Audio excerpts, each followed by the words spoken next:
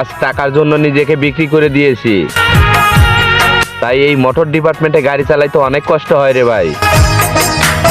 হয়তো কাউকে বুঝাইতে পারি না, বলতেও পারি না।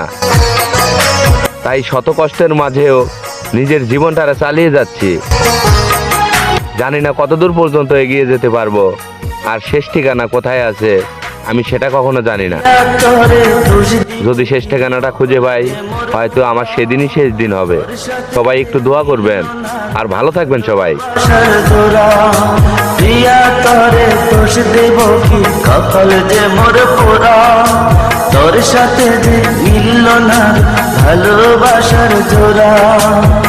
তেলের সাথে জলের যেমন যায় না প্রীত করা, তোর সাথে যে মিলল না ভালোবাসার জোড়া। তোর সাথে